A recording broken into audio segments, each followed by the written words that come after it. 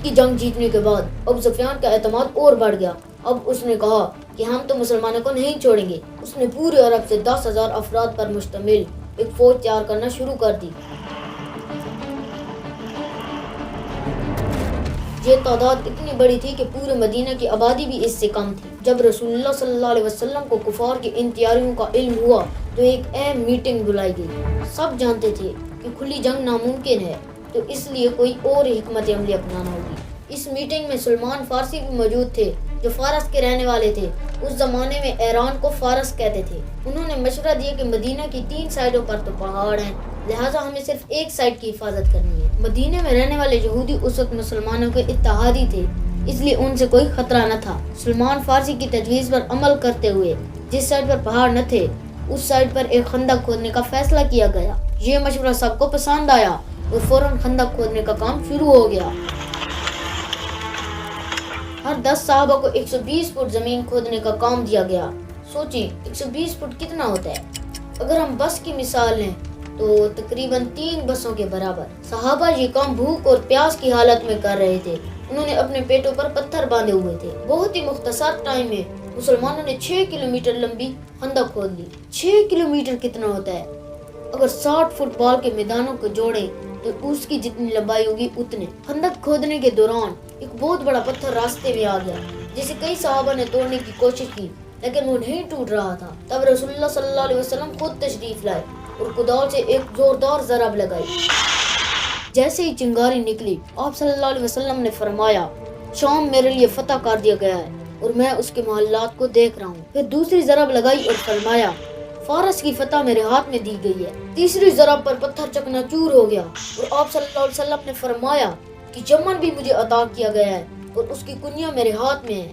صحابہ یہ سن کر حیران ہوئے کہ یہ کیسے ہوگا، لیکن آج ہم جانتے ہیں نبی کریم صلی اللہ علیہ وسلم کی پیش کی گئی باتیں سچ ثابت ہوئی اور مسلمانوں نے بعد میں شام، ایران اور یمن کو فتح کر لیا۔ دوسری طرف کفار کی فوج خندق دیکھ کر حیران ہوئی کیونکہ یہ ایک نیا طریقہ تھا۔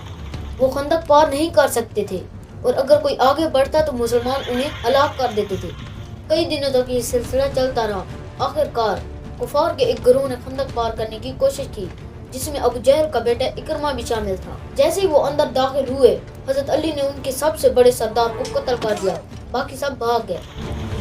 ابو سفیان نے ایک منصوبہ بنایا، مدینے میں رہنے والے یہودیوں کے ساتھ رابطہ کر کے انہیں مسلمانوں کے خلاف بغاوت کرنے کے لیے تیار کیا۔ یہودیوں نے بغاوت کر دی اور مسلمان مشکل میں پڑ گئے کیونکہ اب مسلمانوں کو 2 محاذوں پر لڑنا تھا، ایک کفار کا لشکر اور دوسرا مدینے کے اندر بغاوت۔ اسی وقت ایک شخص میدان میں آیا اور کہنے لگا کہ اب وہ اسلام قبول کر چکا ہے لیکن اس کا کسی کو علم نہیں۔ اس نے رسول اللہ صلی اللہ علیہ وسلم سے پوچھا، بتائیں میں کیا مدد کر سکتا ہوں؟ آپ صلی اللہ علیہ وسلم نے فرمایا، جو بھی تم کر سکتے ہو کرو، ہم شدید مشکل میں ہیں۔ وہ پہلے یہودیوں کے پاس گیا اور کہا کہ کیا تمہیں یقین ہے کہ قریش تمہیں دھوکہ نہیں دیں گے؟ قریش موقع پرست ہیں، بہتر ہے کہ تم ان سے کچھ بندے مانگو تاکہ وہ اپنی وفاداری ثابت کر سکیں۔ پھر وہ ابو سفیان کے پاس گیا اور کہا کہ یہودی تم پر بھروسہ نہیں کر رہے بلکہ وہ مسلمانوں کے ساتھ خفیہ طور پر بات کر رہے ہیں۔ اگلے دن قریش نے یہودیوں سے کہا، اب جنگ شروع کرو۔ یہودیوں نے کہا، پہلے ہمیں تم کچھ بندے دو تاکہ ہمیں تم پر یقین ہو جائے۔ قریش اس پر راضی نہ ہوئے اور یوں قریش اور یہودیوں کے درمیان اتحاد ختم ہو گیا۔ اس کے بعد اللہ کی مدد آئی اور اچانک ایک زبردست طوفان آ گیا جس نے قریش کے خیمے، سامان سب کو اڑا کر رکھ دیا۔ کفار خوف زدہ ہو کر مکہ بھاگ گئے۔ دشمنوں کے بھاگنے کے بعد مسلمانوں نے مدینہ میں موجود بغاوت کی طرف توجہ دی۔ جب آپ صلی اللہ علیہ وسلم ہجرت کر کے مدینہ آئے تو انہوں نے یہودیوں کے ساتھ ایک معاہدہ کیا۔ اس معاہدے کے مطابق یہودی اپنے طور پر زندگی بسر کریں گے اور مسلمان اپنے طور پر زندگی بسر کریں گے۔ یہودیوں نے اس معاہدے سے غداری کی اور اس کی صرف ایک ہی سزا تھی جو تھی موت۔ یہودیوں کے سردار نے اپنے لوگوں سے کہا کہ پہلے اپنی بیوی بچوں کو قتل کر دیں پھر مسلمانوں سے جنگ لڑیں، لیکن کسی نے اس کی بات نہیں مانی۔ رسول اللہ صلی اللہ علیہ وسلم نے حضرت سعد بن معاذ کو ان کا فیصلہ کرنے کا حکم دیا۔ حضرت سعد بن معاذ نے فیصلہ کیا کہ ان کے بیوی بچوں کو چھوڑ دیا جائے اور ان کو قتل کر دیا جائے۔